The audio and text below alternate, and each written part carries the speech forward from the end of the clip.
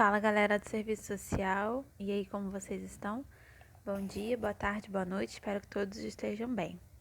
Bom, hoje eu vou trazer aqui um artigo da Eunice Ribeiro do RAM. É um artigo que a minha professora de Fundamentos do Serviço Social 4 passou para a gente trabalhar nesse período. Então, o título dele é Movimentos Sociais, a Construção da Cidadania. Antes de iniciarmos a leitura, já peço que você curta, compartilha, comenta, se inscreve no canal caso ainda não seja inscrito e vai lá no meu Instagram, @sueli_dantas com 2 T's, para você conhecer os meus outros canais de audiobook também, tá bom? Então vamos lá. Movimentos Sociais, a Construção da Cidadania, de Eunice Ribeiro do RAM. A multiplicação no Brasil de movimentos sociais de diferentes tipos tem suscitado um número crescente de pesquisas e debates que se prendem tanto à indubitável importância política desse fenômeno, quanto às dificuldades que vêm sendo encontradas na sua interpretação. A dificuldade deriva, em grande parte, do fato desses movimentos não se enquadrarem nas expectativas que os estudiosos e os militantes políticos haviam construído sobre a forma pela qual deveria ocorrer a transformação política da sociedade brasileira e sobre os instrumentos adequados para essa transformação. Os problemas interpretativos concentram-se em duas questões. De um lado, a base de classe desses movimentos que congregam segmentos heterogêneos da população e, de outro, o fato de se constituírem como formas de mobilização que ocorrem fora do espaço dos partidos políticos e dos sindicatos. Por isso mesmo, a tarefa que se coloca perante as ciências sociais não é apenas a de rever os esquemas interpretativos que foram amplamente usados para explicar os rumos da história recente do país. Nessa dupla tarefa, é preciso integrar dois modos distintos pelos quais os movimentos têm sido analisados. A primeira delas, de cunho mais sociológico e político, procura o significado desses movimentos basicamente em sua relevância para a ação partidária, em sua relação com o Estado e em sua eventual importância como instrumento de contestação do regime. Trata-se de uma visão de fora e para fora do movimento. A outra, de cunho mais antropológico, preocupa-se fundamentalmente com o seu significado para aqueles que dele participam, procurando, portanto, uma interpretação a partir de dentro. Insuficiente cada uma delas para uma análise adequada dos movimentos sociais, é sua combinação que deve fornecer os instrumentos para superar. De um lado, as limitações de uma visão a priorística da história e, de outro, a restrição de uma interpretação que, esmiuçando internamente o objeto, não vê sua inserção no processo mais amplo do qual faz parte. Para realizar este tipo de análise, precisamos eliminar certas pressuposições que se cristalizaram nas interpretações correntes. Não é que elas sejam necessariamente incorretas, mas é que sua adequação deve ser o objeto da análise e não seu ponto de partida ou pressuposto. Em primeiro lugar, devemos evitar a noção de que os movimentos sociais são formas inferiores de mobilização que devem evoluir para formas mais plenas e satisfatórias de atuação política, a partidária e a sindical. Esse tipo de pressuposto frequentemente se justapõe à noção de que a emergência desses movimentos se explica pelo fechamento imposto pelo regime aos canais normais de manifestação política e de reivindicações econômicas que seriam os partidos e os sindicatos.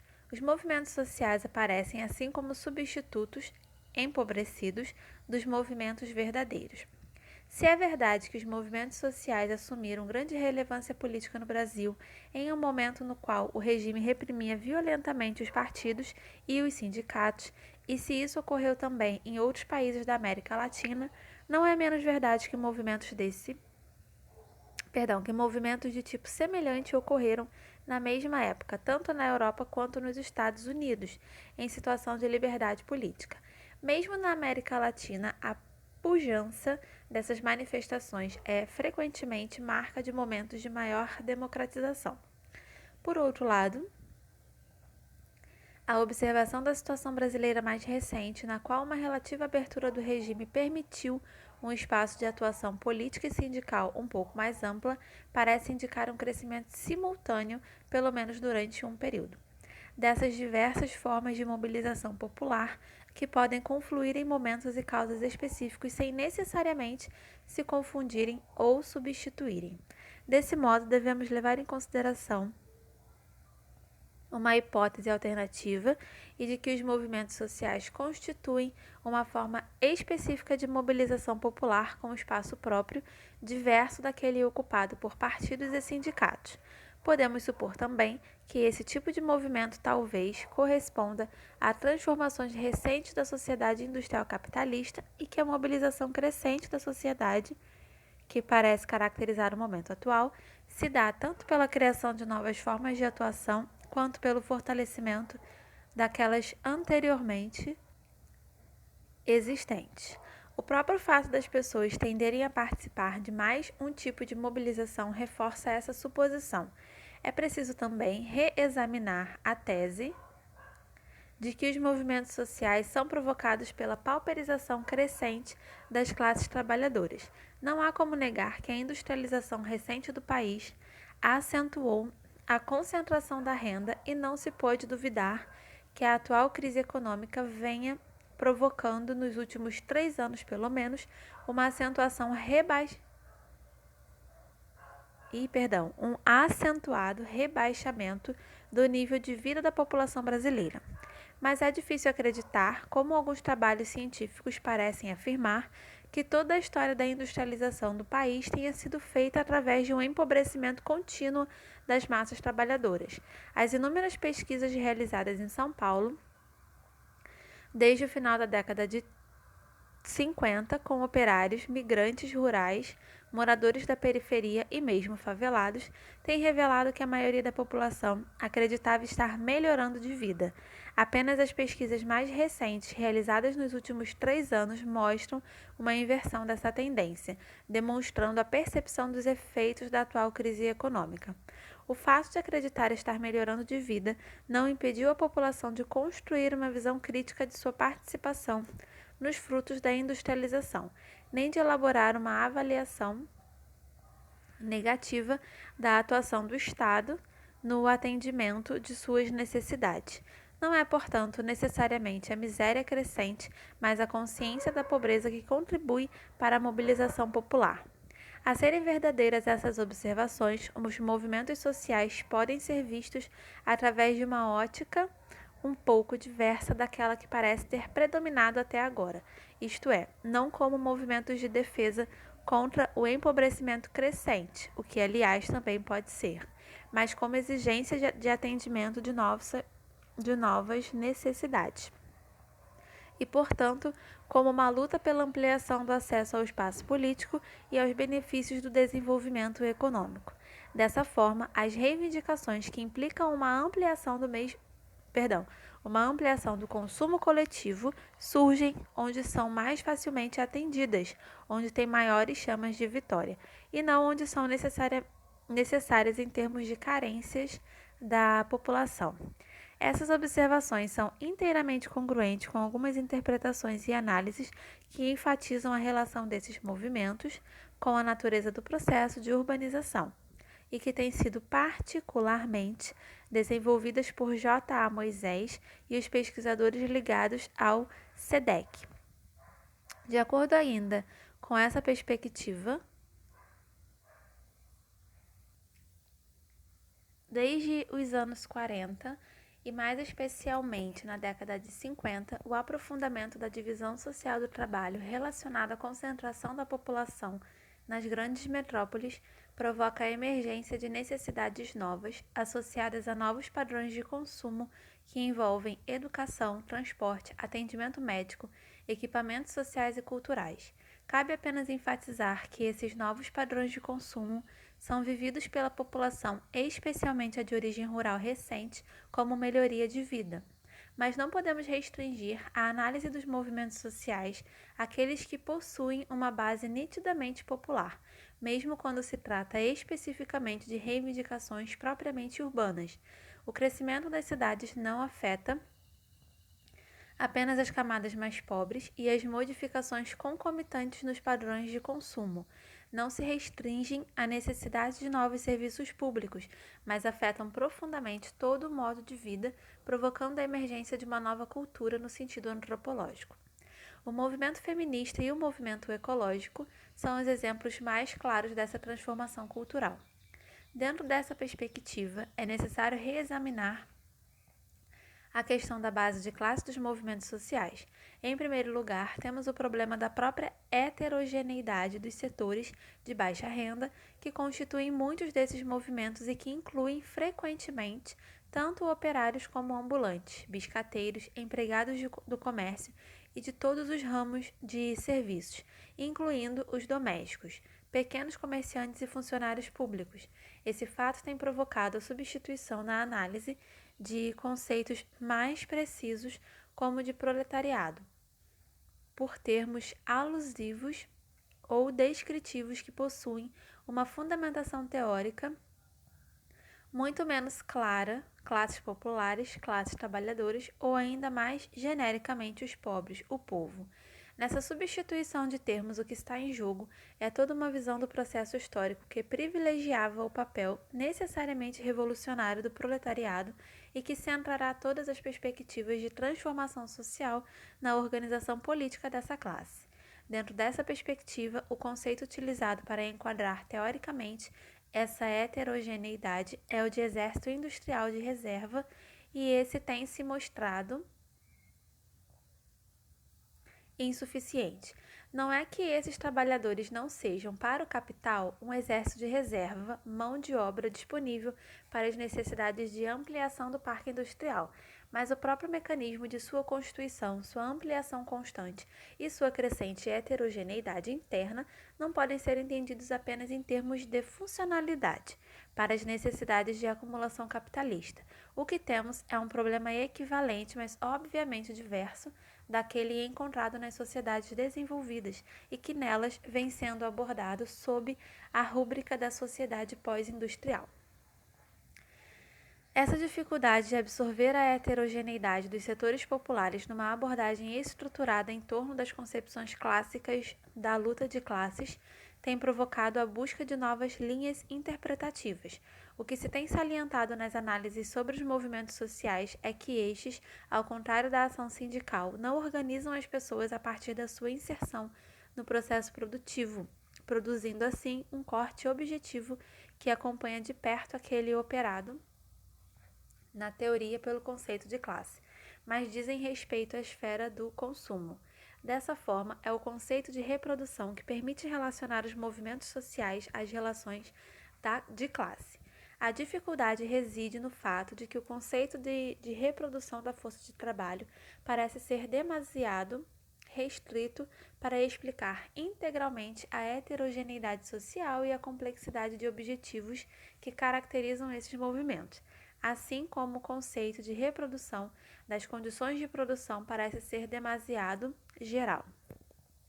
Mesmo aceitando a orientação interpretativa proporcionada por essa abordagem, a compreensão de todas as facetas e complexidades desses movimentos exige explicações complementares ou adicionais que deem conta da fluidez específica e das inúmeras variações que parecem caracterizá-los e que nos levam ao campo da cultura.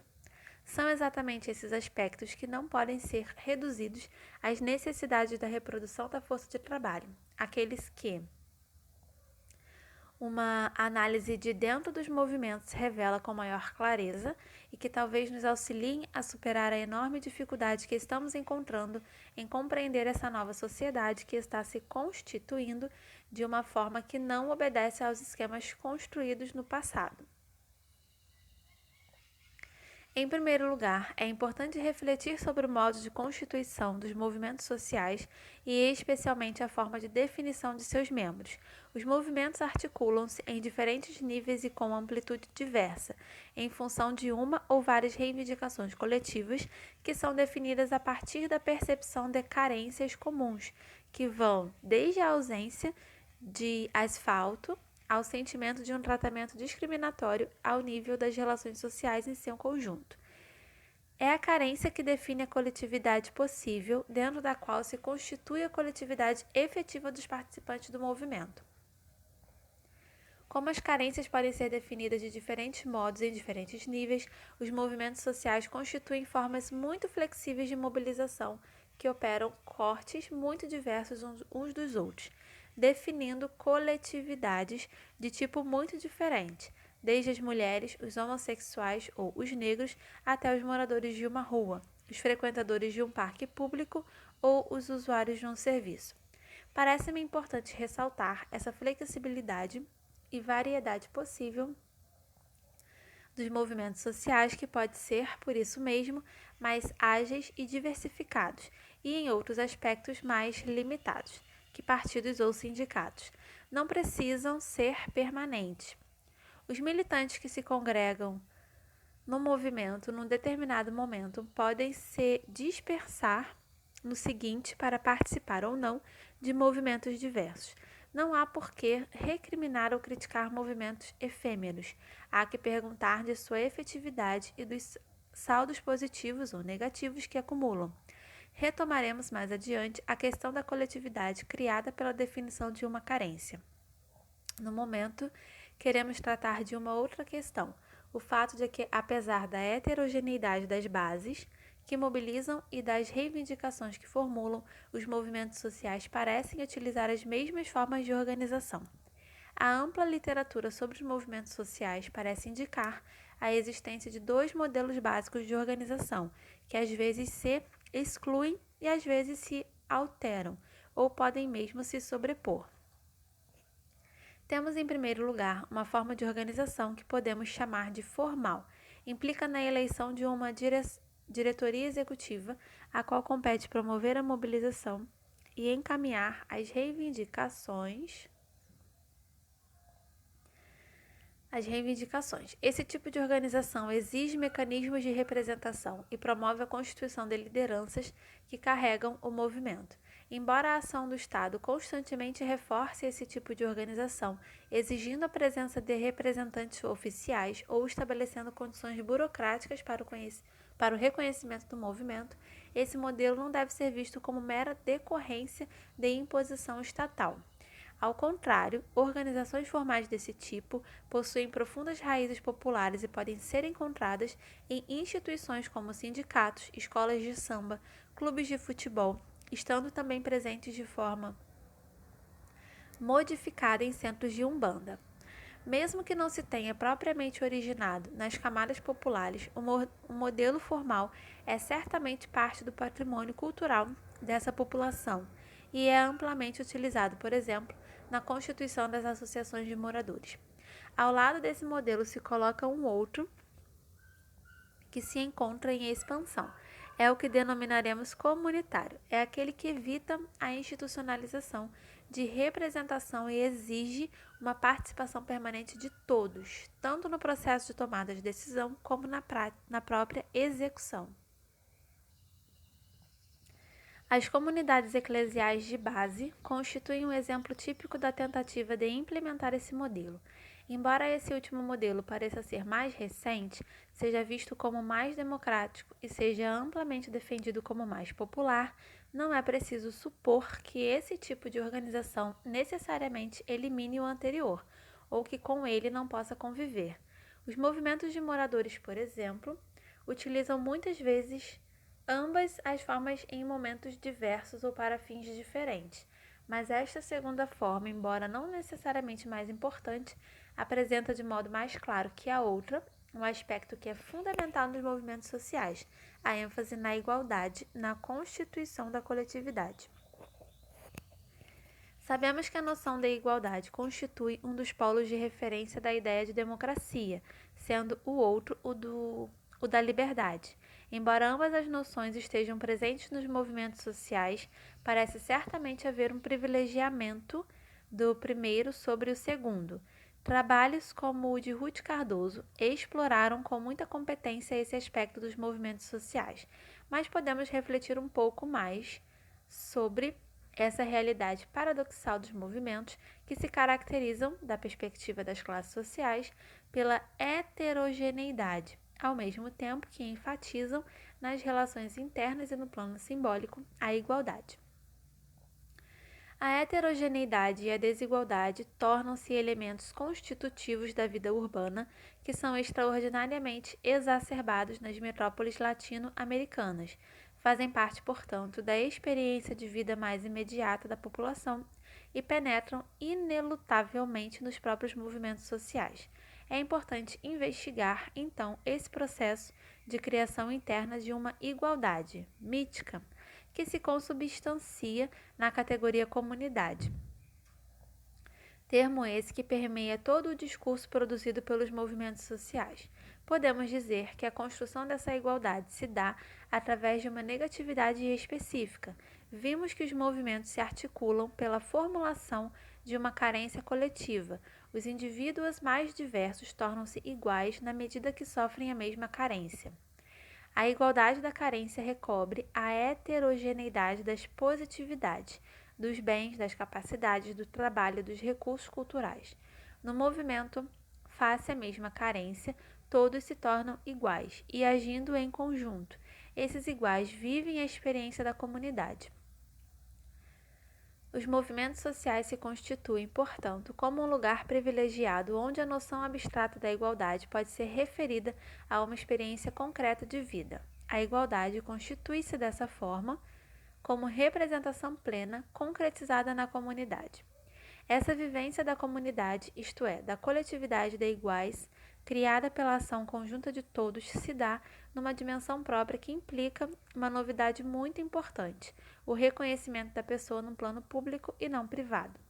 Na vida urbana de uma sociedade como a nossa, o indivíduo ou parte indiferenciada da massa só é plenamente reconhecido como pessoa, como sujeito, nos grupos primários que se estruturam na vida privada. A família, os parentes, os amigos, os vizinhos. Na esfera pública, tende a ser despersonalizado e figura como vendedor de força de trabalho, comprador de mercadorias, beneficiário do INPS, usuário do transporte coletivo, eleitor, homem-massa. Nos movimentos sociais de cunho comunitário, onde se valoriza a participação de todos e de cada um, onde todos devem falar, opinar, decidir, o que parece estar ocorrendo é um processo novo, o de constituição de pessoas na esfera pública através do jogo do mútuo reconhecimento que ocorre internamente na prática comunitária. Esta passagem da pessoa da dimensão privada para a pública pode ser a explicação de um fato muito significativo que ocorre com extraordinária frequência nos depoimentos dos participantes desses movimentos, o de viverem essa experiência como um enriquecimento pessoal, uma intensificação de sua qualidade de sujeitos. No movimento, as pessoas se conhecem, ampliam sua sociabilidade, aprendem a falar, isto é, a formular questões novas sobre sua experiência de vida. Basicamente, elas tornam coletiva e dessa forma integram as experiências individuais e fragmentadas, encerradas nos limites da vida privada. E o mesmo parece ocorrer, embora de maneira menos intensa, nos movimentos que denominei deformais, e é isso que exige o reconhecimento do caráter plenamente social dos movimentos, como enfatiza Tillman Evers no seu trabalho mais recente. E isso porque criam uma nova prática coletiva que passa a fazer parte integrante da vida social e fundamenta novas representações. Mais ainda, constituindo uma nova forma de pessoa, amplia a vivência individual e reformula a própria vida privada. Importante como é, essa dinâmica interna dos movimentos sociais cria limitações que devem ser reconhecidas. Em primeiro lugar, porque sua utilização plena só ocorre em grupos pequenos. O crescimento dos movimentos tende, portanto, a ocorrer antes pela multiplicação dos grupos do que por sua ampliação numa espécie de solidariedade mecânica durkheimiana, que cria problemas muito sérios para a atuação conjunta ampliada. A tendência à segmentação e pulverização é agravada pelo fato de que as decisões nesse tipo de organização só podem ser tomadas por consenso, o que provoca frequentes cisões internas, além de discussões intermináveis e inconclusivas. Finalmente, dada a importância inegável dessa vivência dos movimentos e sua valorização pelos membros do grupo, pode ocorrer uma inversão peculiar. Reivindicações passam a ser consideradas como instrumentos da mobilização, em vez da mobilização ser o instrumento da reivindicação. Essas limitações se manifestam claramente quando se examina a outra dimensão do movimento, a sua face externa. Com efeito, os movimentos são plenamente sociais, não apenas por suas características internas, mas inclusive pelo fato de estarem voltados para fora, estabelecendo novos canais de comunicação dos indivíduos com a sociedade e o Estado. Sem isso, seriam antes seitas que movimentos. O reconhecimento mútuo dos indivíduos como pessoas que se dá internamente exige uma reação complementar, que deriva do caráter necessariamente público do processo. É o reconhecimento do movimento pela sociedade e pelo Estado. A ampla utilização dos meios de comunicação de massa por parte dos movimentos sociais, além de sua eficácia política, parece prender-se a essa necessidade de serem reconhecidos pela sociedade, na sua face de opinião pública. Ao mesmo tempo, a resposta às suas reivindicações por parte dos poderes públicos, mesmo que negativa, é importante, porque significa o reconhecimento por parte do Estado. E se nesse confronto, como tem sido apontado, o Estado é legitimado, legitima-se também o próprio movimento. Nessa relação especular, aparentemente essencial a um processo no qual o que parece estar em jogo é uma nova forma de cidadania. Mas a colocação do problema da cidadania e da relação com o Estado exige a análise de uma outra dimensão, que se manifesta na utilização de uma categoria amplamente utilizada no discurso dos participantes dos movimentos, a categoria dos direitos. Nos movimentos sociais, de modo geral, a passagem do reconhecimento da carência para a formulação da reivindicação é mediada pela afirmação de um direito. Os habitantes da periferia afirmam seu direito à água, luz, esgoto, assistência médica. As mulheres reiteram seu direito à igualdade. Os homossexuais ao seu prazer. Também as mães que trabalham têm direito a creches, assim como os índios às suas terras, e todos têm direito à proteção contra a violência. A transformação de necessidades e carências em direitos, que se opera dentro dos movimentos sociais, pode ser vista como um amplo processo de revisão e redefinição do espaço da cidadania. Não é preciso lembrar a imensa importância que a afirmação de direitos naturais e inalienáveis, tomados como auto-evidentes, desempenhou na formulação da ideologia democrática produzida pelas revoluções burguesas. A primeira emenda da Constituição Americana é o exemplo mais coerente nesse processo. Nesse último caso, tratava-se de uma codificação acabada e completa, promovida pelo legislador e que traduziu uma experiência concreta de gestão coletiva da coisa pública, ocorrida nas colônias americanas. Aqui o processo é diferente. Não temos uma tradição democrática desse tipo, nem uma tradição de gestão coletiva na vida política. Os direitos que constam das nossas leis foram importados e sempre se mostraram inoperantes. Mas verificamos agora a ocorrência, entre nós, de um processo de construção coletiva de um conjunto de direitos que está sendo realizado pelos movimentos sociais, e isso não através de uma codificação completa e acabada de uma realidade existente, mas como reverso de uma definição cumulativa de carências que são definidas como inaceitáveis. Isto é, parece que estamos vivendo um processo de construção coletiva de uma nova cidadania definida por um conjunto de direitos tomados como auto-evidentes, que é pressuposto da atuação política e fundamento de avaliação da legitimidade do poder. Nesse sentido, o confronto com o Estado não é apenas um reconhecimento de sua legitimidade, embora seja também isso, mas uma avaliação dessa legitimidade que é medida por sua capacidade de respeitar e promover os direitos que a população está se atribuindo. Esses aspectos que acabamos de apontar podem nos ajudar a entender um problema mais específico, mas muito importante: a dificuldade de absorção desses movimentos pelos partidos políticos. Todos os movimentos sociais parecem sentir a necessidade absoluta de declarar, de início, seu caráter apartidário, e por isso mesmo suas conexões partidárias são estabelecidas através de dois processos antagônicos, ambos considerados empíricos: o clientelismo à direita e a infiltração militante à esquerda. Tanto no caso como em outro, o caráter espúrio deriva do fato de serem considerados pelos participantes como tentativas de usar os movimentos para fins políticos que são definidos fora dele e não por ele. Como o estudo desses movimentos tem sido feito majoritariamente por investigadores que se identificam com a esquerda, a análise desses aspectos frequentemente sobre uma deformação peculiar, o clientelismo tende a ser reconhecido, mas é denunciado como tentativa de manipulação dos movimentos e deplorado como indicador de uma deficiência do grau de consciência atingido pelos participantes. Por outro lado, a importância da participação de organizadores provenientes da Igreja Católica ou de grupos políticos militantes tende a ser minimizada, valorizando-se o caráter espontâneo e genuinamente popular da mobilização. Neste caso, os investigadores adotam e reproduzem a linguagem oficial dos movimentos, e, entretanto, essas infiltrações e manipulações, que aliás contribuem para complicar a questão da base de classe desses movimentos, são parte integrante do processo de mobilização e elementos importantes para entender o caráter plenamente social desses movimentos.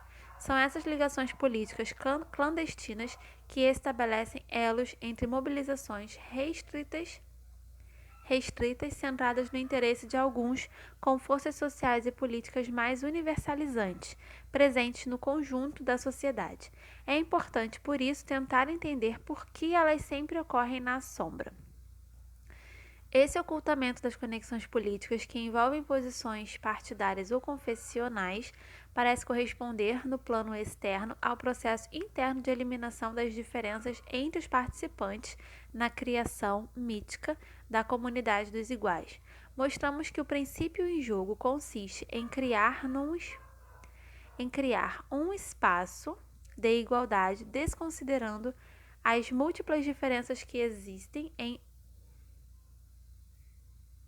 outros planos entre os carentes. As distinções partidárias e confessionais constituem exatamente diferenças que precisam ser ocultadas. Sem que se apaguem essas diferenças, é impossível realizar a passagem fundamental que consiste em caracterizar carências específicas vividas por alguns como manifestação da negação de um direito de todos, isto é, de toda a sociedade.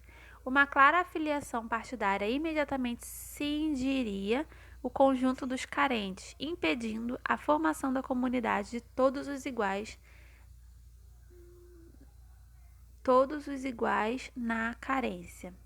Gente, essa parte desse PDF tá muito embaçada. Desculpem aí as paradas. Mas é a última página, então. Vamos lá. Diferenças que são ocultadas não desaparecem, mas deslegitimizadas, impedidas, portanto, de se degladiarem em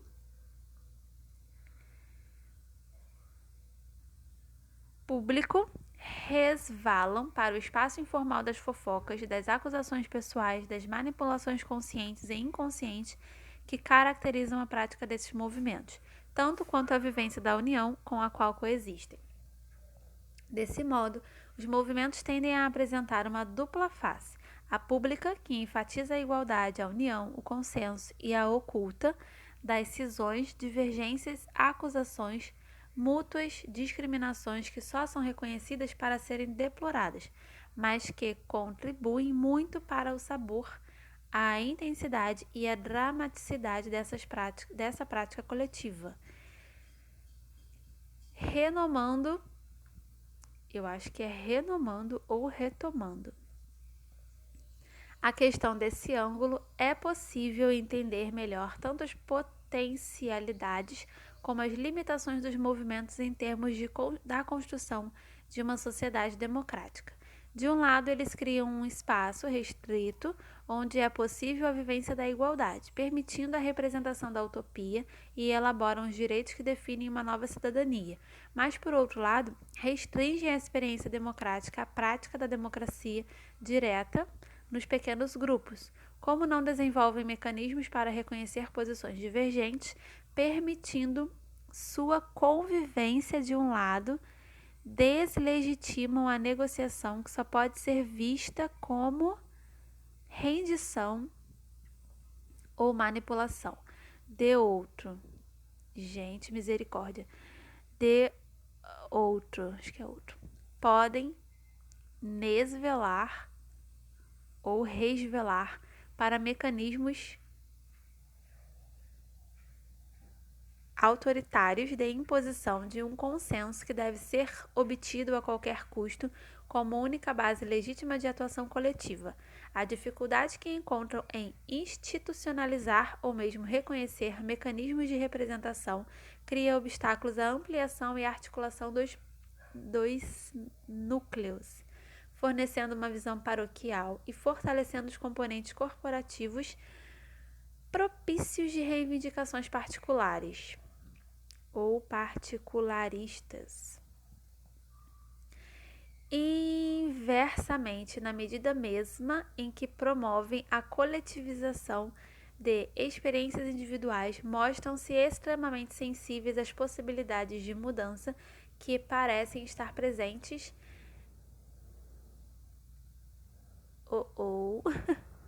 estar presente nessa nova sociedade em gestação. Por isso tudo, sem idealizar nem denegrir, acho que ela usou essa palavra mesmo, nem denegrir. Os movimentos sociais devemos torná-los como revelador sinal dos novos tempos e lugar privilegiado para se tentar entender o que está ocorrendo com a nova sociedade. Bom, galera, é isso. Aqui ao final do artigo tem uma carta ao leitor que não tem muita relevância pra gente nesse momento, tá bom? Bom, espero que vocês tenham gostado. Essa última parte aí, essa última página ficou difícil de ler por conta desse embaçado aí do PDF, né? Mas eu espero que esse áudio te ajude de alguma forma, tá bom? Então eu aguardo você no próximo vídeo. Obrigada pela sua presença até aqui. Curta, compartilha, comenta, se inscreve no canal e me segue lá no Instagram, @sueli_dantas, e conheça meus outros canais de audiobook, tá bom? Eu aguardo vocês, um beijão e até o próximo vídeo. Tchau, tchau!